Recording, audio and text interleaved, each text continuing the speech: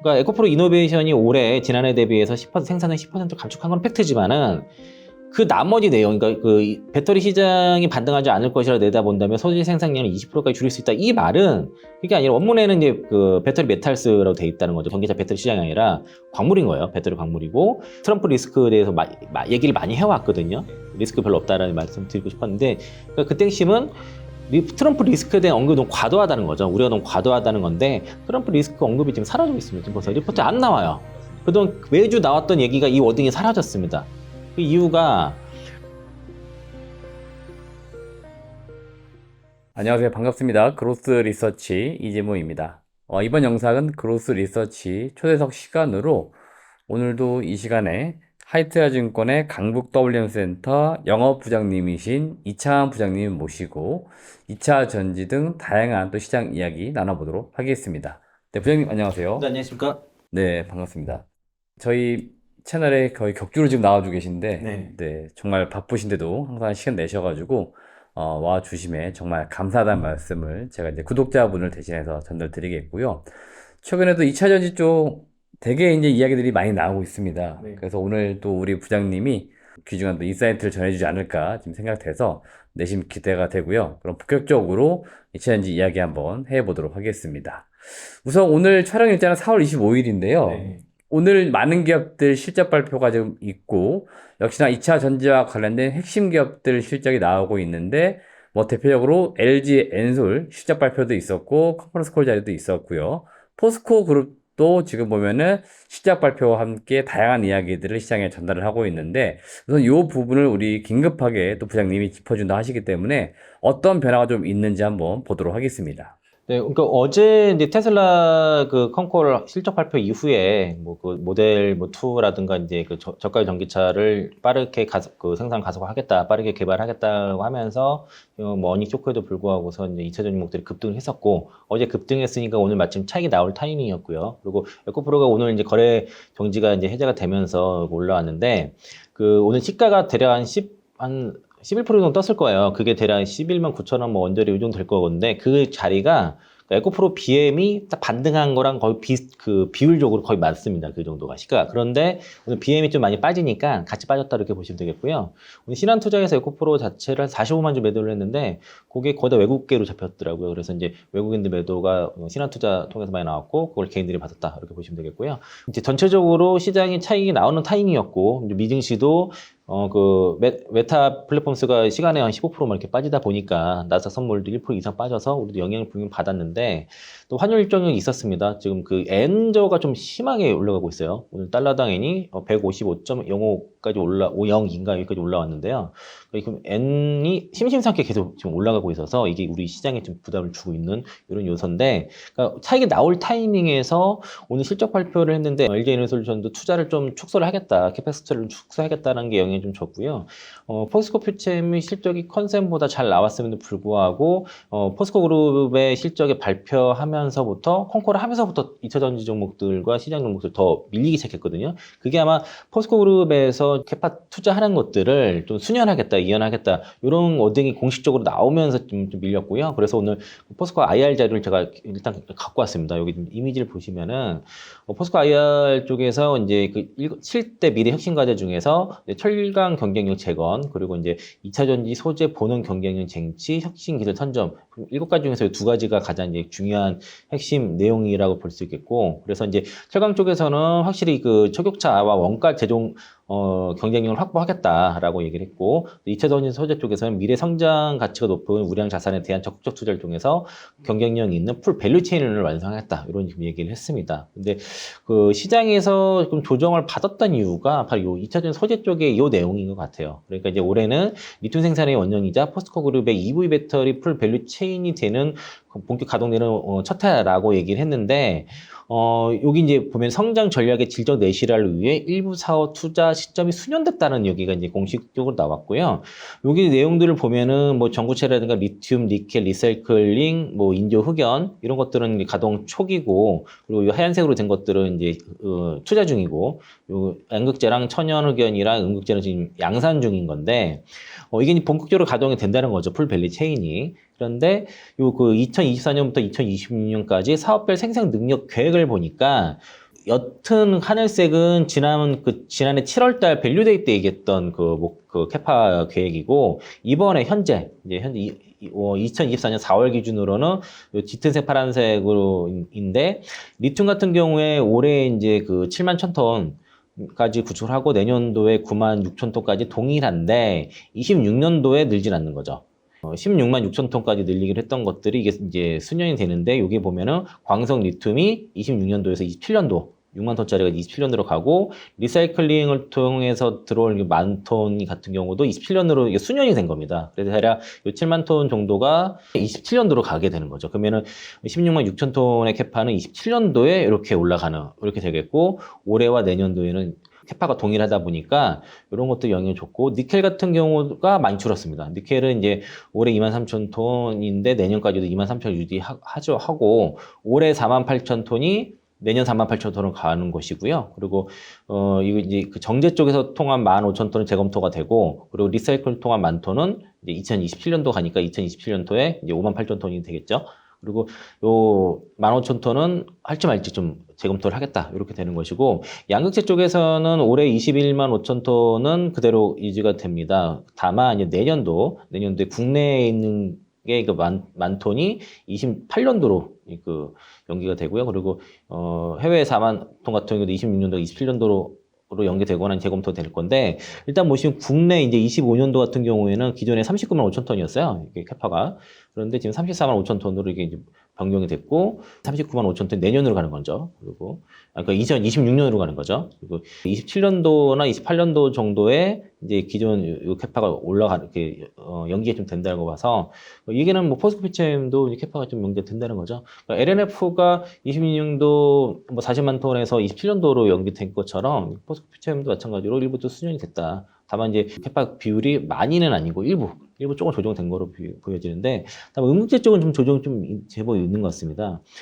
현재 올해 이제 9만 3천 톤에서 내년도는 늘지 않아요. 9만 4천 톤 그대로 가고, 그러니까 14만 4천 톤에서 이제 9만 4천 톤을 줄은 거고요. 기존에 26년도에 22만 1천 톤에서 거의 절반 수준의 그 11만 4천 톤 이렇게 가서, 음극재 쪽은 좀 다소 좀 재검토가, 천연흑연 쪽은 그 8만 톤이 재검토가 되고, 인조흑연 2만 톤도 재검토, 실리콘 음극재 7천 톤은 27년도로 좀 수년이 됐다, 이렇게 봐서 아마 오늘 이제 그 컨콜 내용 중에서 요 부분이 2000년 유목들의 후반부에 더 매도가 좀 나왔던 이유로 보여지고요. 오늘 코스모 흰소재 같은 경우도 컨셉보다 잘 나왔거든요. 그런데 이제 그 캐파 증설을 하면서 이제 공장 가동률에 대한 감가상각 때문에 영업이익률이 3%대가 나왔어요.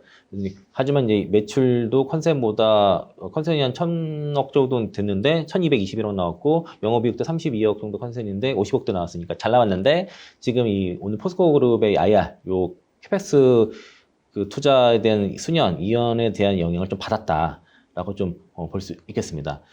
그리고 이제 그 2차전지 쪽에 이제 포스코 그룹의 2차전 소재 공사 진도율 자료를 보면은, 여기 이제 뭐가 준공이 연기됐는지가 표시가 되어 있어요. 그래서 그 포스코 필바르 리튬 솔루션 광석 1단계, 여기 그 광석 리튬 공장이 올해 2분기에 준공 예정이었는데, 이게 3분기로 준공이 연기가 됐고, 그리고 포스코 그쪽에 그 니켈 정제 사업이 올해 1분기 준공이었다가 이게 이제 2분기로 연기가 됐고요. 니켈 정제 부분 같은 경우도 그 25년도 4분기에서 26년도로 이게 좀 연기가 돼서, 사실 근데 포스코 홀딩스의 가장 핵심적인 거는 이 아르헨티나 염호 리튬 공장이 될 텐데, 요거는 연기가 되지 않았습니다.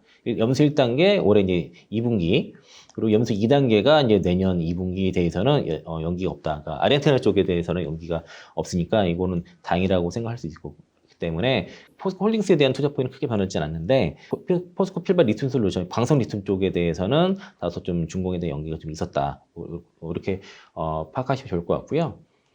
포스코 퓨챔까지만 잠깐 보면은, 포스코 퓨챔이 이제 영업이 잘 났던 이유는 그 판매가는 불만 하락은 했지만은 이 수율도 개선되고 재고평가 손실이 환입이 돼가지고 흑자 전환된 거고요. N86은 그 셀지향 거거든요. 그래서 이게 단결정이 양극재가 들어가는데, 이게 본격적으로 가동되면 수율이 개선됐었고, 그리고 N65 제품 같은 경우가 이제 제품 재고가 출하되면서 판매량이 증가했고 그 전분기 그 평가 손실이 환입이 되면서 영업이익이 여기서부터 464억이 플러스가 됐습니다. 그러면서 이제 흑자 전환됐고 뭐 응급제 쪽도 지금 그 출하량 확대되면서 영업이익이 전분기 대비해서 개선이 된 상태고 그리고 포스코피처엠은 이게 그 양극재랑 응급제 2차 전지 수입하는 게 아니라 기초 소재도 따로 또 있습니다. 그러니까 완벽한 양극재 기업은 아니에요. 여기는 이제 대체로 판매량이 감소가 안 좋아서 기존의 기초 소재 쪽은 대체로 좀 안 좋은 모습인데 일단 양극재 쪽에서 핵심은 재고 평가 손실이 환입됐다라고 보시면 될 것 같습니다. 그래서 이제 포스코 그룹 IR의 그 내용을 종합을 하면은 이제 그 캐즘 구간에 의해서 완성적인 기업들도 투자를 지연되고 판매의 그 캐즘 구간에 맞춰서 이제 투자도 이제 실효성 있게 조금 조정을 했다라고 그렇게 보시면 되겠고 이게 이제 오늘 정도에 좀 반영이 좀 된 것 같고요. 예, 증권사에서 그 코멘트 정도 하면서 그런 일부 좀 영향이 좀 있겠지만은 오늘 일부 정도 상당히 좀 반영이 된 거라고 좀 보시면 될 것 같습니다. 전반적으로 지금 2차 전지 시장이 약간 슬로우해지니까 이제 그 분위기 맞춰서 각 기업들이 조금 이렇게 투자 뭐 계획 이런 것들 조정을 좀 하고 있다 이렇게 보면 되겠죠. 네, 맞습니다. 예. 자, 이어서 이제 부장님에게 조금 또 질문을 좀 드려볼 텐데, 최근에 2차 전지가 아무래도 뭐 분위기가 썩 좋지 않다 보니까 뭐 가짜 뉴스도 굉장히 많이 등장을 하고 있습니다. 최근에 나온 가짜 뉴스 중에서 에코프로 이노베이션이 전기차 시장 둔화에 따라서 이 배터리 소재 생산량을 20% 정도 감축할 것이다. 이렇게 한 국내 언론사가 보도를 했는데, 이게 보니까 이제 블룸버그 기사를 또 오역한 거다. 이렇게 이야기가 되고 있어가지고, 실제로 블룸버그 기사의 원문하고 실제 나왔던 그 기사, 이걸 좀 비교해 가면서 좀 보시면은 좀 도움이 될 것 같아서 우리 이창훈 부장님이 또 자세히 설명을 해 드리도록 하겠습니다. 네, 그러니까 2차 전지 쪽에서 뭐 의도하지 않았던 간에 약간 가짜 뉴스들이 좀 나오는데 요게 그 비즈니스 포스트에서 나왔던 내용이 제목이 이렇습니다. 에코프로 이노베이션 김윤태 그 대표입니다. 김윤 대표님이 내년 2분기까지 전기차 반등 못해 배터리 소재 생산 20% 감축 이게 워딩 타이틀이 이렇게 갔거든요. 그런데 요게 이제 그 내용을 보면은 그러니까 에코프로 이노베이션이 전기 시장 둔화에 따라서 전기차 배터리 핵심 소재 생산량을 20%까지 감축할 거라고 밝혔다. 이렇게 이제 에코프로 이노베이션이 향후에 그럼 20%면은 80% 감축한다는 얘기가 되거든요. 그리고 여기 보면은 2025년 2분기까지 전기차 배터리 시장이 반등하지 않을 것으로 내다본다며 소재 생산량 20%까지 줄일 수 있다라고 말했다고 했고요. 근데 이상한 거는 아래 보면은 이거 에코프로 이노베이션이 올해 전기차 수요 둔화에 따라서 핵심 소재인 수산 리튬의 생산량을 전년 대비 10% 감축하기로 했다. 그러니까 요 크게 두 가지예요. 그러니까 올해는 10% 감축하고 향후에 4분의 1까지 80%까지 감축할 수 있다는 말인데 요게 그 원문입니다. 요게. 근데 이것도 사실 한국 분이 작성을 한 겁니다. 이 기사도. 여기도 보면은 이 기사도 문제예요. 그래서 이거를 정리한 걸 보면은 이렇게 정리를 했고요. 타이틀에 여기 에코프로로 있지 않습니까? 에코프로가 아니라 에코프로 이노베이션이 해야 되는 거 맞는 거죠. 이게 에코프로 전체로 오인할 수 있는 그런 요인이고 이 내용에 대해서는 그 여기 투말로 그 채널에서 에코프로 이노베이션 생산량 감축해서 오류 정정에 대해서 얘기를 했으니까 좀 자세히 보시면 될 것 같고요. 제가 설명드릴 거는 일단 이 타이틀, 이 블룸버그 뉴스 자체도 타이틀이 좀 문제가 있다. 그러니까 에코프로 이노베이션을 했어야 되는데 그 에코프로를 했다 이것이 문제가 있고 리파이너라는 이 말을 좀 잘 보셔야 되는 게 리파이너라는 것들이 어쨌든 그 가공 정제하는 거지 않습니까? 그러니까 에코프로 이노베이션이 하는 게 탄산 리튬을 수산화 리튬으로 컨버전하는 사업을 주로 하기 때문에 리파이너라고 얘기를 한 것이고요. 그래서 리파이너 에코프로 이노베이션 여기가 이제 전년 대비 10% 감축한 게 요 워딩이에요. 요 내용이 있고 문제는 요 더 프로듀서입니다. 여기서 말하는 거는 이 리파이너와 프로듀서가 동일 주체가 아니라는 거죠. 그리고 아까 전기차라고 분명히 했거든요. 이 앞에 보면은 전기차 배터리 시장이 반등하지 않을 것으로 내다본다고 얘기를 했는데 여기서는 보면 5분의 1까지 이제 그 줄어들 거라 얘기하는데 뭐냐면 이 배터리 메탈입니다. 메탈스. 이거 25년 그 2분기까지 반등하지 못할 거는 거. 배터리 메탈 광물인 거잖아요. 이 광물 가격이 내년 2분기까지 크게 반등하지 못할 거라서 이런 광물을 제공하는 프로듀서 업체들이 소재 생산량을 20%까지 감축할 수 있다 이 말을 한 거예요. 이 얘기는 이노베이션가 주체가 되지 않는 거죠. 이게 다른 겁니다. 다른 건데 이거를 그러니까 에코프로 이노베이션이 올해 지난해 대비해서 10% 생산량 10% 감축한 건 팩트지만은 그 나머지 내용, 그러니까 이 배터리 시장이 반등하지 않을 것이라 내다본다면 소재 생산량을 20%까지 줄일 수 있다. 이 말은 그게 아니라 원문에는 이제 그 배터리 메탈스라고 돼 있다는 거죠. 배터리 시장이 전기차 배터리 시장이 아니라 광물인 거예요. 배터리 광물이고 그리고 소재 생산량 20%까지 줄이는 거는 에코프로 이노베이션과 같은 이제 리파이너가 아닌 이제 더 프로듀서 광물 업체인 거죠. 그래서 이게 다른 주체를 오역하면서 서로 같은 주체를 오역하면서 마치 에코프로 이노베이션이 향후의 생산량을 20%까지 줄일 수 있다. 그러니까 생산량 20%까지니까 이제 80% 감축하는 거잖아요. 그러니까 줄일 수 있다고 오역을 한 건데 이거를 한글 오역한 뉴스가 이렇게 나왔다는 거죠. 근데 전기차란 말이 없어요. 전기차 배터리란 말이 없어요. 그 광물, 그 메탈인데 하여튼 요거에 대한 오역이 있었다라고 볼 수 있겠고요. 그 증권사에서는 이거를 가지고 이 코멘트를 한 게 아니라 이 원문을 가지고선 이 내용의 코멘트를 하기도 했습니다. 그래서 좀 그런 거 좀 잘못됐다라고 좀 지적을 하고 싶다. 요거 말씀드리려고 했고요. 요게 이제 추가적으로 제가 이제 그 바이든 대통령과 트럼프 간의 어떤 그 지지율에 대해서 제가 되게 트럼프 리스크에 대해서 얘기를 많이 해왔거든요. 리스크 별로 없다라는 말씀 드리고 싶었는데 그러니까 그 땡심은 트럼프 리스크에 대한 언급이 너무 과도하다는 거죠. 우려가 너무 과도하다는 건데 최근에 바이든 대통령이 지지율이 올라가면서 트럼프 리스크 언급이 지금 사라지고 있습니다. 지금 벌써 리포트에 안 나와요. 그동안 매주 나왔던 얘기가 이 워딩이 사라졌습니다. 그 이유가 폴리마켓에서 나온 이 자료를 보면은 바이든 대통령이 이제 44%, 트럼프 전 대통령이 43%, 케네디가 이제 4% 해가지고 조 바이든 대통령한테 역전이 시작이 된 거고 나오죠. 그리고 이제 특히 이제 그 애리조나에서 이제 접전이 이제 시작이 됐다는 거죠. 이거 트럼프 대 우세 지역인데 그 민주당이 이제 판을 좀 뒤집었다는 보면 좋을 것 같고요. 그리고 또 하나가 여기 아시아경제에서 나온 뉴스가 등록 유권자 지지율 바이든 51%, 트럼프 48%. 사법 리스크 반영이 되면서 이게 이제 트럼프가 지지율이 올라가고 있고 그래서 여기 보면은 그 트럼프 전 대통령이 형사 재판이 본격화된 가운데 사법 리스크 여론에 반영되기 시작했다는 분석이 나왔고요. 그 미 공영방송 PBS라든가 뉴스 아워랑 그 마리스트가 지난 16일에서 18일까지 등록 유권자 1,047명을 대상으로 한 여론조사에서 바이든 대통령이 51%, 트럼프 전 대통령이 48% 해서 바이든 대통령이 이제 오차범위 내에서 3% 앞선 것으로 나왔고요.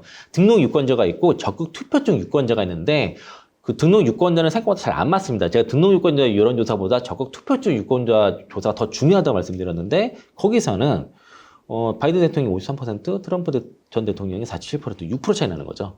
판이 좀 확실히 좀 바뀌었다고 좀 볼 수 있겠고 또 다자 대결에서는 케네디 주니어 후보가 사실은 바이든 대통령의 표를 많이 뺏는 것으로 분석이 처음에 됐었는데 이번에 다자 대결에서 보니까 바이든 대통령이 43%, 트럼프 전 대통령이 38% 지지를 얻었고요.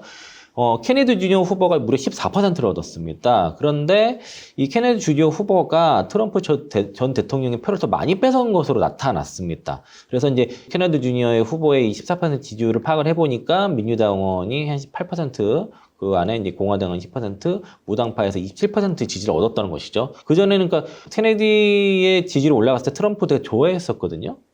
근데 지금 오히려 지금 반대 상황이 벌어져서 오히려 이게 트럼프의 악재가 됐다라고 좀 볼 수 있겠고요. 그리고 이제 여기 이제 지금 형사 재판이 시작이 되고 있습니다.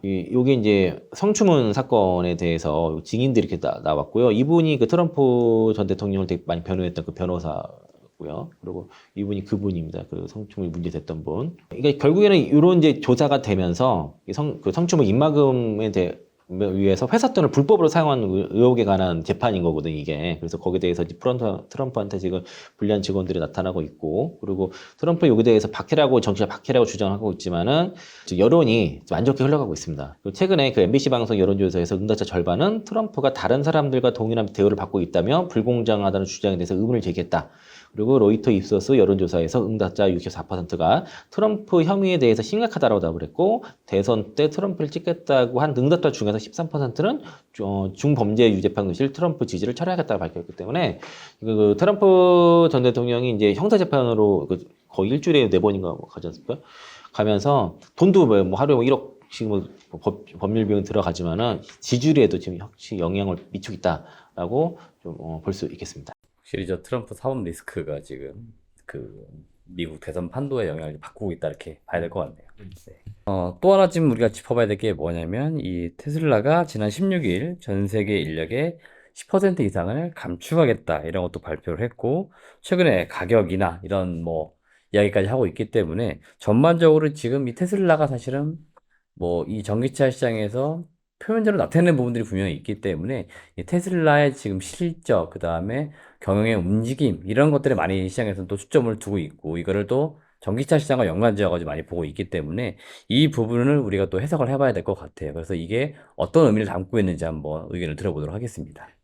그 테슬라 실적 발표 때 내용들은 결국에는 그 저가 전기차를 개발 가속화하고 그리고 이제 우리 실적은 안 좋게 나왔지만은 시장에서 원하는 내용들을 상당히 많이 들려줬거든요. 근데 저희가 눈에 띄는 거는 그게 부분이었습니다. 저가 전기차 빨리 만들겠다고 하는 것도 있었고 그리고 이제 생산을 올해 뭐 50% 증가를 하겠다 이런 것도 있었는데 배터리 쪽에서도 4680 배터리에 대해서 뭐 외부 배터리보다 더 싸게 만들 수 있다라는 식으로 얘기를 했는데 사실은 그렇게 믿기진 않습니다.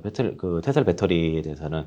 최근에 이제, 테슬라가, 이런 10% 인원을 감축을 한 게 국내 배터리 산업에 뭐 어떤, 악영향이 있을 수 있다는 얘기도 있지만은 반드시 그렇지 않다는 얘기를 좀 하고 싶고요. 이 뉴스를 보시면은 전 세계 인력 10% 감축했고요. 모델 2 개발 핵심 기술자 퇴사를 했다. 이런 타이틀이 있고, 전기차 판매 부진, 테슬라 전 세계 인력 10% 감원. 이렇게 나왔는데, 이분이 되게 유명한 그 인플루언서시더라고요, 이분이. 근데 실제로 테슬라는 거의 매년 계속 꾸준하게 인력 감축 해왔습니다. 그러니까 4만 명에서 14만 명까지 인력이 증가하는 동안에도 2017년도, 18년도, 19년도, 22년. 작년 같은 경우는 다른 완성차 기업들이 감축을 할 때, 감원할 때 감원을 하지 않았고, 올해 한 거라고 보시면 되겠고요. 그러니까 늘상 해왔다는 거예요. 이게 이제 뭐 이례적인 일이 아니다라고 좀 볼 수 있겠고, 이례적인 거는 이제 요 배터리 핵심 개발자가 퇴사를 했다는 것이고요. 그래서 이게 이제, 이렇게 해석할 수 있다는 거죠. 그래서 이게 뉴스도 이렇게 나왔더라고요. 이게 이제 대한경제에서 나온 뉴스가 테슬라 구조조정 K배터리 위기이자 기회다. 이렇게 나왔고, 테슬라 배터리 내재화 전략 사실상 포기, LG에너지솔루션, 파나소닉 등 셋업체 기회다. 이렇게 나왔는데, 이게 이제 결국에는 이제 그 테슬라가 감산이나 감원을 하게 경우에는 이게 이제 배터리 혹한기로 올 수 있다는 위기론도 있었지만은 테슬라가 배터리 내재화를 사실상 포기한 거다라는 하면서 K 배터리 입지가 더 단단해질 수 있다고 하는데 테슬라가 실제 공장은 그러니까 젠 1과 젠 2가 있고요. 젠 3는 이제 앞으로 증설을 할 건데 그러니까 실제로 사이버 트럭에 들어갈 4680 배터리를 생산하고 있습니다. 수율이 잘 안 나오고 느려서 그렇지. 뭐 전부 다 좋아졌다고 하지만은 사이버 트럭을 다 들어갈 만큼의 생산할 만큼의 수량이 안 나와요. 그래서 어차피 지금 올해 8월부터 LG 에너솔루션 오창 공장에서 생산된 4680 원터널 배터리가 생산돼서 그걸로 좀 들어가야 될 것이고요. 요게 테슬라 감원 대상의 드류 베글리너 소속 부사장 이분이 한 테슬라에 18년 근무한 분이시고요. 초창기부터 다 관여를 했었고, 배터리 내재화의 핵심 인력이라고 보시면 되겠습니다. 그래서 이제 모터라든가 에너지 제품의 엔지니어링, 기술 개발들을 총괄 한 분인데 이분이 퇴사를 했다는 것이고 그래서 이제 전기차 업체에서는 그게 사실상 테슬라가 배터리 부분의 내재화를 포기한 게 아니냐라고 그렇게 좀 보는 거고요. 테슬라 자체가 이제 배터리부터 전기차까지 다 전체 수직 계열화를 되게 구축하는 그런 전략을 써왔는데 사실상 이제 배터리 셀 자체를 뭐 만들긴 만들지만은 사실상 외주로 주고 그리고 광물 쪽이라든가 이런 쪽, 뭘 또 확보하는 쪽으로 힘을 쏟을 거다라는 분석들이 있는 상황이고요. 원통형 4680 배터리의 내재를 꾸준하게 수년 전부터 준비했지만은 예상보다 낮은 수율 등으로 안정화가 지연되고 이에 따른 손실이 되게 크기 때문에 자금이 넉넉한 건 아니다 보니까 여기에 대해서 뭐 AI라든가 로보택시라든가 아니면은 이제 자율주행이라든가 이런 쪽으로 좀 투자를 집중할 필요가 있지 않냐라는 게 분석들이 있고 그래서 현재 테슬라의 전기차 배터리를 공급하는 게 이제 엔솔이라든가 파나소닉 CATL이 있는데 뭐 어떤 기대감이 크다는 거죠. 특히 이제 4680 원통형 배터리를 생산 가능한 기업이 LG에너지솔루션과 현재 파나소닉 그리고 이제 삼성 SDI 좀 개발하고 있고요. 그리고 이제 금양 정도가 있는데 납품하는 거는 엔솔이랑 파나소닉이니까 여기에 대한 기대감도 클 수밖에 없다라는 것이고 그리고 파나소닉은 다만 이제 양산 시기가 오래 안 됩니다. 내년으로 좀 미뤄지긴 상태라서 사실상 지금 엔솔이 가장 큰 수혜가 될 수밖에 없다라고 볼 수 있겠고요. 예, 테슬라 감원에 대해서 현대차증권에서 리포트가 나왔고요. 그러니까 테슬라의 감원을 어떤 선택과 집중으로 해석을 하고 국내 2차 전지 업체들한테 긍정적이다는 예상을 했었고요. 그 모델 3랑 Y가 성공적이었던 22년에도 감안했었다라고 하는 것이고, 아까 이제 베르트 글리노 그분 같은 경우에 이제 퇴사를 했다 말씀드렸는데, 그 퇴사한 부분이 사실 배터리 내재를 책임지고 있는 부분이기 때문에 어쩌면 이제 그런 테슬라가 배터리 내재화에 투자를 줄이고 또는 배터리 내재가 지연되거나 어쩌면 당분간 진행을 못할 가능성이 있다라고 지금 얘기를 하고 있는 겁니다. 대신 이제 AI라든가 로봇이라든가 자율주행, 로보택시 이런 쪽에 이제 자원을 집중하려는 것이 아닌가라고 그렇게 판단한 것이고요. 그리고 이 4680 배터리의 내재를 준비했지만은 예상보다 낮은 수율 등으로 해서 양살의 안정화가 지금 지연되고 있기 때문에 이게 이제 손실이 커지고 있다는 거죠. 그래서 이거를 여기에 대해서 좀 테슬라도 이렇게 계속 갈 수는 없으니까 그런 대책이 나온 것 같고, 때문에 이제 요 관련된 국내 2차 전지 기업들한테 긍정적일 수 있다라고 좀 얘기를 하고 있고요. 요게 이제 그 미국의 이제 3월 전기차는 뭐 22% 정도 성장세 지속을 하고 있고, GM의 얼티엄 플랫폼주의 차량이 이제 급증을 하고 있습니다. 그래서 여기 관련된 기업들은 분명히 이제 앞으로 그 성장세는 나올 거라고 생각이 들고, 그리고 GM 같은 경우가 이제 월 5천에서 6천 대 정도 전기차 판매하고 있는데, 이게 더지지만은 얼티셀즈가 빠르게 뭐 올라가고 있거든요. 하반기가 분명히 좋을 거로 보여지고, 그리고 이제 포드 150, 그 F150 라이트닝 같은 경우는 최근에 가격 인하해서 2024년형도 나왔거든요. 가격 낮춘 것들 나와서 그게 수요가 좀 더 될 것이고, 그래서 뭐 삼성 SDI, LG와 포스코 퓨처엠이 좀 수요가 된다라고 얘기를 하고는 있는데, 저는 이제 요거를 뭐 어떤 업체를 다 픽하기보다도, 그러니까 결론적으로 테슬라의 배터리 내재화가 지금 굉장히 만만치 않구나. 이번에 컨콜에서는 비록 뭐 잘 되고 있다는 식으로 말을 했지만은 실제 그렇지 않은 것으로 보여지고요. 여기 관련돼서 이제 이 리비안이 전기차 배터리를 자체 포기한 거랑 거의 괴가 같이 한 걸로 보여집니다.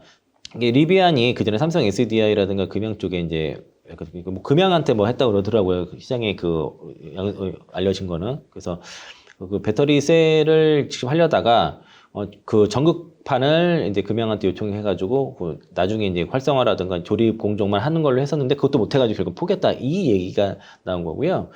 테슬라가 이제 그 배터리 내재화를 하려고 하니까 직접 해보려고 했다가 이게 좀 안 된 것으로 보여지고, 그리고 이제 이게 안 된 이유가 연간 이제 50GWh 이상 생산해야지 배터리는 손익분기점을 넘어간다라고 보여지고 원가 절감 효과가 발생을 하게 되는데, 이 50GWh가 전기차 100만 대 물량입니다. 그러니까 리비안이 생산이 그렇게 안 되지 않습니까? 100만 대 생산하는 기업은 지금 그 완성차 기업 중에서는 테슬라랑 뭐 BYD 정도밖에 없는데, 지금 이 최소 투자금이 5조 이상이라는 거죠. 그러니까 이런 막대한 투자금을 집행을 하는데, 그 BEP가 맞는 손익분기점이 넘는 생산량을 갈 수 있는 기업, 그 완성차에서는 없는 것이고, 배터리 기업 입장에서는 여러 군데 납품하게 되면은 그게 합쳐지게 되면은 그 BEP가 나올 수 있는데, 완성차는 자체 물량만으로는 규모의 경제가 달성이 힘들고 생산 노하우를 확보하는 것 자체가 어렵다는 거죠. 그래서 이제 배터리 제조사들과 어떤 단가 협상용으로 뭔가 자꾸 자체 배터리를 만들어 하는데 이게 좀 어렵다는 얘기를 하는 거고요. 그래서 배터리 내재화가 어려운 이유가 특히 3원계 배터리 쪽에 보면은 일단 진입장벽이 높습니다. 이 만들는 것 자체가 어렵고요. 그리고 아까 말씀드린 것처럼 완성차 업체 자체 물량만으로 규모의 경기를 달성하는 게 불가능에 가깝다. BEP 달성 위해서는 최소 이제 50만 기가와트시의 그 전기차 100만 대 물량을 생산해야 되는데 이게 자체 물량만으로는 절대 불가능하다는 거고, 투자 비용이 너무 많이 들어가는 거죠. 최소 이제 그 50기가와트시 하려면 최소 5조 원 이상 필요하게 되고, 그리고 이렇게 돈을 많이 들였는데 불구하고 화재가 났을 때 모든 책임을 다 완성차 기업이 져야 됩니다. 이게 타버리게 되면은 그 소재 업체들은 어디가 문제인지 알 수가 없습니다. 이제 배터리를 외주를 받게 되면은 뭐 6대 3 반반 뭐 이런 식으로 좀 책임지고, 소재 업체들은 책임이 없죠. 셀이 같이 지기 때문에 너무 리스크가 큰 거라고 좀 보시면 되겠고요. 여기에 지금 제가 내용을 좀 빠뜨린 게 뭐냐면은 테슬라가 이제 LG 에너솔루션에다가 뭐 6조 원어치 전국 주문을 했다, 그런 얘기가 사실은 가장 어려운 전국 공정 쪽에서의 외주를 주고 활성화로 조립 공정을 하는 형태이기 때문에 사실상 그걸 내재화라고 하기는 좀 어렵죠. 그래서 그런 이번엔 테슬라의 감원과 그 전국 공정 뭐 6조 원 주문설 이런 것들을 되게 궤를 다 같이 하는 게 아닌가. 당장 테슬라가 4680 배터리를 포기한다 이런 거 나오지 않을 거예요. 나름 계속 시도를 하고 그게 이제 배터리 단가 협상의 어떤 원동력을 삼으려고 하는데 실상은 그게 쉽지 않다라는 보고 있고요. 그리고 그 사이버 트럭의 그 배터리 그 팩이 공개가 됐는데 그게 4680에 딱 맞게 들어가지 않고 다소 좀 위에 공간이 좀 있습니다. 그래서 거기에 4695도 들어갈 수 있고 46100까지도 들어갈 수 있다는 그 분석이 있는 상황이라서 아마도 이제 그 외부 배터리를 더 조달을 하려는 그런 보관이 아닌가라고 그렇게 추정을 하고 있거든요. 그래서 생각보다 높이가 너무 높아요. 딱 맞게 들어가야 되는데 생각보다 높이에 좀 여유를 둔 게 469라든가 그런 다른 배터리도 지금 넣을 생각을 하고 있는 게 아닌가라는 그런 추정을 하고 있습니다. 다음 질문 드려보겠는데요. 중국산 LFP와 경쟁할 만한 가격에 하이니켈 NCM, 보통 우리가 3원계라고 많이 부르는 배터리인데 고전한 미드니켈 배터리가 새로운 대안가로 떠오르고 있다. 이런 이야기도 지금 나오고 있는데 정확하게 이 고전한 미드니켈 배터리가 어떤 건지 설명을 좀 부탁드리겠습니다. 요게 그 아시아경제에서 나온 기사가 있었지 가졌는데 요 기사가 그 배터리 완전 정복 시리즈를 해가지고 33번째 기사거든요. 요 시리즈 쭉 있어요. 그래서 그걸 한 번씩 안 읽어보신 분들은 쭉 한번 읽어보시면 좋을 것 같고요. 차세대 배터리 기술 중에서 단결정, 그리고 고전압, 그 미드니켈 요 세 가지에 대해서 정리가 잘 된 기사입니다. 그래서 이 기사 한번 보시면은, 그, 단결정이라든가 고전압이라든가 미드니켈이 어떤 것인지 잘 아실 수 있을 것 같고, 아마 기본 자료가 포스코피티엠 쪽 내용인 것 같습니다. 여기 그 송호준 에코프로 대표가 지난 1년, 1월달 신년사에서 하이니켈 기술보다 고도화시키고, 미드니켈과 리튬 인산철 기술을 발전시켜서 기술 쿠데타가 일으키는 한 해를 되게 바란다고 얘기를 했고, 그리고 그 김순주 그 에코프로 그 CFO가 검증된 하이니켈 단결정 그 양산 기술을 고전한 미드니켈 확대 적용하고 그 연내 완성차 및 셀 제조사 대상으로 해서 신규 거래사 확보를 추진할 계획이다 해가지고 보시면은 하이니켈 그 단결정 그리고 고전한 미드니켈이라는 말이 들어갔죠. 그리고 이제 지난 인터배터리에서 엔솔이 이제 그 미드니켈 퓨어 그 NCM 그 최고 올해 혁신상을 받았는데 이게 아마 요거는 저걸 거예요. 그 노트북용 그 배터리고요. 미드니켈 퓨어 NCM은 고전압에서 구동 가능한 미드니켈 NCM 613 소재를 만든 노트북용 배터리고 이거를 이제 향후에 이제 전기차 쪽으로 적용하겠다라는 것이고요. 이 배터리는 단결적 양극재가 들어갔습니다. 그래서 이제 향후에 이제 이거를 전기차 쪽과 ES 쪽으로 사용 응용처를 넓히겠다라고 얘기를 했고 이게 이제 그 전기차 시장이 확대가 되면서 중저가라든가 이제 그 보급형 전기차 생산을 위해서 이제 저렴한 배터리가 많이 필요한 그런 시대가 왔는데 특히 유럽의 그 화재 안정성에 대한 우려가 커지면서 각국의 그 열전이어서 그 TP라고 약자를 쓰더라고요. 그래서 이 규제를 강화하는 움직임이 나타나고 있는데 그 고전한 미드니켈 자체가 이제 그 니켈 함량을 50에서 10% 낮추되 그 전압을 높이면서 이제 에너지 밀도를 높인 거지고 그리고 이제 가격이 이제 비싼 그 니켈 함량을 줄이면서 안정성도 강화하면서 가격을 낮춘 건데 여기 가격을 낮출 수 있는 이유 중에 하나가 그 수산 리튬보다 탄산 리튬을 쓰게 됩니다. 여기서는 그래서 가격을 낮출 수 있는데 니켈 함량이 높으면은 아무래도 화재 안정성이 화재 안정성이 떨어지기 때문에 함량을 낮추게 되면 또 문제는 그 에너지 밀도가 떨어지니까 그 전압을 높이는 형태로 해서 그 TP 규정을 맞추려고 하는 것이고요. 여기 보면은 이제 그 고전한 미드니켈과 기존의 미드니켈 다릅니다. 이게 무슨 얘기냐면은 기존에는 뭐 NCM 523, NCM 622 그리고 NCM 811, NCM 9반반 뭐 이렇게 니켈 함량이 올라가면서 발전이 됐는데 니켈 함량이 줄어들면 에너지 용량이 감소를 하게 때문에 이 에너지 밀도라는 거는 용량 곱하기 전압이거든요. 니켈 함량이 줄어들지만은 전압을 높이면서 줄어든 용량을 상쇄하는 겁니다. 그러면서 이제 그 에너지 밀도를 높이는 형태인데 이 전압을 높이게 되면 좋은 점이 그 배터리를 블렌딩을 할 수 있습니다. 미드니켈 쪽에서 전압이 좀 낮거든요, 대체로. 낮는데, 이거를 뭐 NCM 811과 이제 그 NCM 613을 이렇게 혼합해서 쓸 수 있는 거죠. 이렇게, 그렇게 블렌딩이 가능해요. 같은 전압끼리 써야지 블렌딩이 가능한데, NCM 523과 811을 섞어 쓸 수가 없어요. 이게 전압이 달라가지고. 그런데 이제 전압을 높아져서 같게 만들어주면은 이게 블렌딩이 가능하다라고 봐서, 현재 4.2에서 4.3V인 충전 전압을 4.4에서 4.5로 올리는 이걸 목표로 해서 개발 중에 있다는 것이고요. 그리고 특히 이제 양극재 쪽에서는 업계에서는 고전한 미드니켈, 여기 특히 단결적 유니모달 그 배터리 에너지 밀도가 하이니켈보다 더 우수한 것으로 파악이 됐다는 얘기를 하고 있는 겁니다. 이거 비교표고요. 그래서 이제 충전 전압이 이렇게 올라가면서 실제로 에너지 밀도가 좀 더 우수하게 나타났다. 이게 뭐냐면은 단결정을 쓸 때 이게 그 니켈 함량이 올라간다고 해서 에너지 밀도가 더 같이 올라가지 않고 어느 정도 선부터는 오히려 떨어지는, 성이 떨어지는 그런 현상이 나타나기 때문에 이 단결정 양극재에 있는 고전화 미드 니켈에 더 적합한 게 아닌가라고 좀 뭐 생각이 좀 들고요. 요게 이제 아마 요게 포스코 퓨처엠 IR자에서 많이 나온 자료입니다. 여기 출처 포스코 퓨처엠에 되어 있는데 그러니까 기존에는 그 대입경과 소입경을 혼합으로 이렇게 썼고요. 1세대. 그리고 이제 요 2세대 같은 경우는 단결정 소입경과 다결정 대입경을 같이 쓴 거죠. 이거는 둘 다 다결정이에요. 그리고 단결정과 그 다결정 혼합해서 쓰고 3세가 단결정을 단독으로 쓰면서 에너지 밀도라든가 수명 극대화 구현했다는 요 얘기고, 그래서 아까 그런 시대적 배경에 맞춰서 이 단결정에서 뭔가 해답을 찾으려고 하는 것이고요. 단결정 양극재가 다결정에 비해서 용량은 10%, 수명은 30% 정도 상향하는 것으로 지금 분석되고 있는 상황이고, 앞으로 이런 그 유니모달 쪽으로 많이 갈 것으로 보여지고, 이게 소입경과 대입경으로 쓰는 거는 보통 8대2, 7대3 이렇게 섞어 쓰거든요. 이제 섞어 쓰는데 이게 이제 완전히 이제 이렇게 가게 되면은 그 에너지 밀도라든가 용량이 확연히 좋아진다. 그러니까 이쪽으로 가려고 하는 것인데 단결정이면서 고전화 미드 니켈 이 부분이 앞으로 이제 차세대 배터리 기술이라고 좀 볼 수 있겠고요. 국내 업체들은 보면은 보급차 전기차라든가 ESS용으로도 쓰지만 여기 쪽으로는 뭐 LFP를 주로 이제 ESS 쪽은 LFP를 주로 갈 것 같고요. 그리고 단결정의 고전화 미드 니켈 양극재도 같이 개발하는 투트랙 전략인데 LG 화학은 지난해 6월에 국내 최초로 하이니켈 단결정 양극재를 생산을 했으며 현재 고전화 미드 니켈 LFP 양극재도 함께 개발 중이고, 에코프로 BM도 지금 단결정 기술을 이용한 그 고전화 미드 니켈을 확대 적용을 계획을 하고 있고요. 포스코 퓨처엠도 지난해 니켈 함량 86%의 단결정 양극재를 생산해서 엔솔과 GM 합작자 얼템셀즈 공부를 하고 있습니다. 그리고 단결정 입자 구조를 적용한 고전화 미드 니켈 소재도 좀 개발 중에 있고, 또 LNF도 이거 이제 단결정 하이니켈 기술을 갖고 있다 보니까 고전화 미드 니켈 개발을 하고 있는 상황이고요.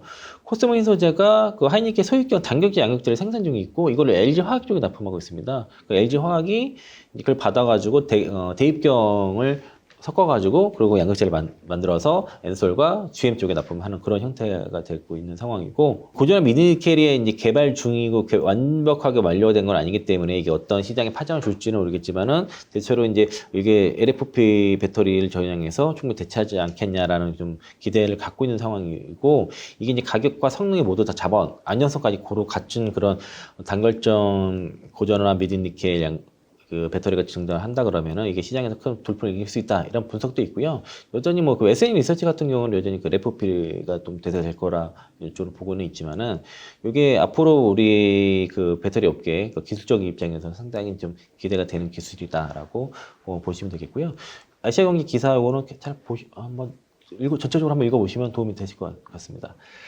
예, 그리고 또 추가적으로는 그 전구체 쪽에서도 지금 그 자립도를 높이고 있는데, 그 LS와 LG 그룹이 이제 이런 전구체 에코프로까지 해서 이제 내립하고 있는데, 이게 이제 전구체 의존도가 중국이 한 90%를 지금 넘게 되다 보니까 이게 IRA법에도 포함이 되거든요. 그래서 이거에 대해서 내재화를 많이 하고 있고, 그리고 LG화학은 이제 고려 아이언과 얼마 전에 이거 이제 중공하고 있죠. 그래서 이거 자회사 캠코와 합작사인 한국 전구체 주식회사 를 설립을 하면서 지난 이제 3월 달에 연상 2만 톤 규모의 이제 생산 공장을 짓고 시제품 생산에 나섰고요.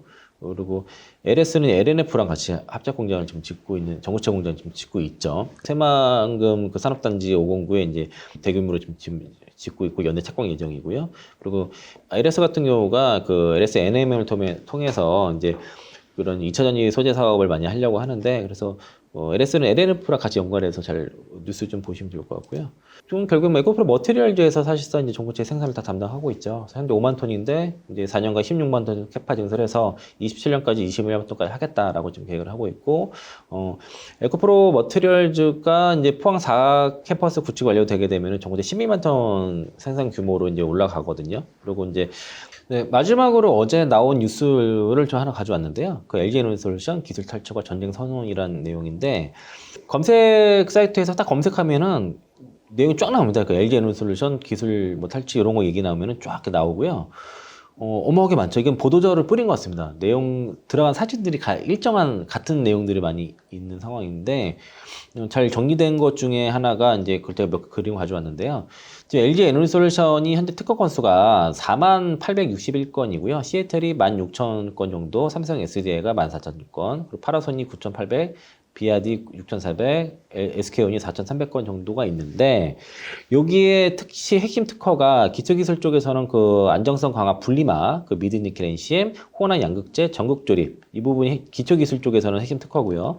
주력 제품 쪽에서는 하이니켈 NCM, 실리콘 음극재, DLD 및 CNT, 이거 CNT 쪽도 많이 지금 특허가 침해가 되는 것 같고요. 그 CNT를 적용한 전극, 그리고 안전 진단이라든가, 그리고 미래 기술 쪽에서는 그 46 시리즈 배터리, 건식 전극, 전구체 등 차세대 전극 쪽에서 다 특허가 등록이 되어 있는 상황인데, 그러다 보니까 지금 특허를 이렇게 등록돼 있고 출원 건수는 더 많죠. 그리고 전략 특허가 한 1000건인데, 요게 아마 특허가 침해가 예상되는 특허입니다. 이게 전략 특허라는 거는. 1000건 중에서 이미 특허가 확인된 게, 침해가 확인된 게 580건이라는 거예요.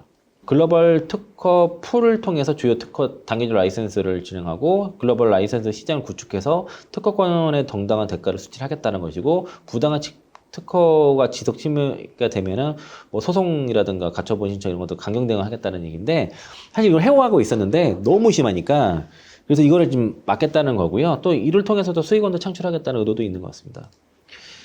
그 아시아경제 뉴스 쪽에서 항상 이 배터리 쪽에서 정리가 잘 되는 것 같아요. 정동희 이분께서 정리를 잘 하시는데, 그러니까 이 1000개 특허, 전략 특허 중에서 벌써 580건이 침해를 받았다는 것이고, 그래서 예를 드니까 여기 사례가 있습니다. 글로벌 배터리 기업 A사는 유럽 각지에서 전기차를 판매하는 B사에 전기차 배터리를 납품하고 있는데, 그 B사의 배터리를 그 LG 에너지솔루션이 분석해 보니까 코팅 분리막, 양극재 전극, 셀 구조 등 핵심 소재와 공정해서 엔솔의 특허 침해가 30건 이상 발생했다는 겁니다.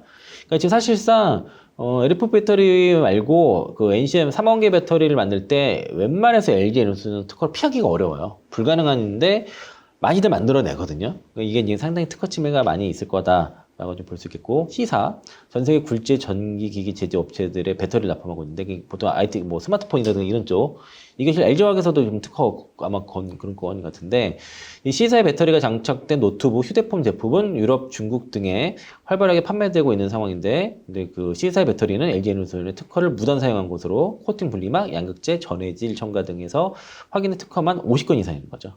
이렇게 무자비하게 지금 특허 침해를 하고 있고 기술 도둑질을 하고 있다는 거죠. 이런 LG 에너지솔루션이 업계 만연해 있는 이거 특허 무임 승차에 대해서 강력 대응하겠다고 밝혔다고 보시면 되겠습니다. 그래서 이제 실제로 이제 IT기기, 소형기기뿐만 아니라 전기차용 중도 배터리 1위까지 이미 상업 시장에서 판매되고 있는 경쟁사 제품에서 엔솔의 이런 고유의 기술을 탈취하는 그 침해하는 사례가 다수 발견됐기 때문에 앞으로 여기에 대해서 이제 강경 대응을 하겠다는 것이고요. 충분히 그런 기술 라이센스 시장을 구축을 하고 거기서 정당한 대가를 받고 여기에 대해서 응하지 않으면은 강력하게 대응을 하겠다라고 좀 밝혔다고 보시면 되겠고, 실제 내용들이 이렇습니다. 이게 전략 특허 1000건 중에서 580건이면 뭐 절반 이상이니까 앞으로 더 늘어날 수도 있는 가능성이 상당히 높고요. 특히 이제 배터리 기업들의 경쟁이 치열하다 보니까 이 특허를 무단으로 막 도용하는 사례가 급증했다는 것이고, LG 에너지솔루션과 달리 이제 어떤 질적으로 우수한 특허를 확보하기 어려운 후발 기업들이 거의 무단으로 많이 사용해서 이걸 실제로 유럽이라든가 중국, 인도, 동남아 쪽으로 활발하게 지금 판매를 하고 있다는 거죠. 굉장히 문제가 있을 거고, 실제로 이번에 EV 에너지가 국내에서 연구소 몰래 해가지고 삼성 SDI 쪽으로 해서 LG 에너지솔루션인가 거기서 이제 통해서 뭐 기술 빼간 사례도 있는데, 그 EV 에너지가 중국의 그 배터리 업체를 기술 자문을 한 곳입니다. 그런 식으로도 막 흘러 들어간다는 것이고요. 그리고 LG 에너지솔루션이 세계 최초로 음극을 적용한 혁신적인 코팅 기술인 그 더블 레이어 코팅이라고 하고 이게 DLD라고 하는데, 이 기술과 그 CNT 그 탄소 나노튜브 CNT 3% 기술 등의 그 핵심 기술을 접목한 그 전국 설계 특허도 굉장히 침해가 많이 됐다는 거고요. 맨솔이 갖고 있는 분리막 특허가 있는데 이것도 많이 침해가 됐다는 것이고, 그리고 이제 실리콘 음극재 쪽도 많이 좀 침해가 되는 모양입니다. 근데 그 갖고 있는 이제 고전압 및 고율 전지 적용하는 전해질, 그리고 고용량 하이니켈, NCM 양극, 그리고 미드니켈, NCM이라든가 이런 것들도 이제 앞으로 이제 다 특허 침해가 우려가 되는 그런 거라서 이것도 이제 보호하려는 것이고요. 그리고 앞으로 이제 이게 그 엔솔이 어떻게 하느냐에 따라서 시장의 판이 좀 바뀔 수 있고요. 이게 만약에 이걸 무시하고 이렇게 썼다가 나중에 엔솔의 특허 침해가 문제가 돼가지고 했을 때 그 제품 자체를 판매하지 못하는 그런 상황이 벌어질 수 있기 때문에 이런 경각심을 좀 올릴 필요가 있을 것 같고 엔솔 입장에서는 반드시 해야 될 일이라고 좀 보고 있습니다. 그래서 이런 그 글로벌 특허풀을 통해서 그 배터리 라이센스 시장 구축을 하려고 하는 것들이 엔솔의 어떤 그 주요 목표라고 좀 보시면 되겠고 무조건 다 때려잡는 게 아니라 정당한 대가를 받으면 상관없는 거죠. 그 정당한 대가를 받는데 거기에 응하지 않으면은 이제 강경하게 대응하고 이런 특허권에 대한 합리적인 로열티를 수취를 하게 되면은 특허를 또 판매할 수도 있고 매각도 할 수 있고 로열티를 통해서 투자자 확대하고 이렇게 간다는 것이고요. 그리고 이제 그런 이제 후발 기업은 정당한 특허 사용을 통해서 내고 또 제품 경쟁력도 올려가는 이런 선수 구조를 만들겠다는 거고요. 그래서 이제 그 엔솔 입장에서는 특허권에 대한 로열티를 받고 후발 기업은 정당 지불해서 개발하고 서로 좋게 가자 건데 중국 업체들은 이걸 무시하고 지금 그러고 있으니까 그때 양극재만 가지고 했었는데 지금 배터리 기술에 대해서 상당히 적극적으로 가고 있다. 그러니까 이제 중국의 3원계 배터리 중에서 지금 어지간해서 지금 엔솔 특히 뭐 CATL 같은 경우도 이 엔솔 특허 폐하기 어려울 겁니다.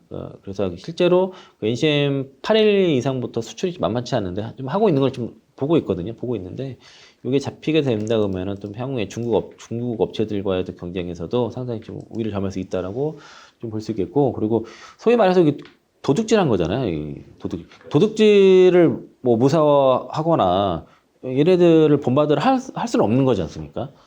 잡아서 벌을 줘야 될 거를 무사화하고 본받으러 하면 안 되니까 그런 것들 잘 구분하시면 좋겠습니다. 아무래도 이제 2차 전지 또 계속 시장 커지면서 기술 유출된 부분이 계속 이야기 나올 것 같습니다. 이제 이런 것들 미리 사전에 좀 통제를 하는 게 좀 중요할 것 같습니다. 자, 이상으로 오늘도 굉장히 귀중한 시간을 내주신 우리 이창 부장님께 다시 한번 감사한 말씀을 드리면서 앞으로도 우리 이창 부장님이 꾸준히 저희 채널 나오셔서 좀 다양한 내용을 좀 해석해 드리고 풀어드릴 수 있도록 하겠습니다. 오늘도 감사합니다. 네, 고맙습니다. 네.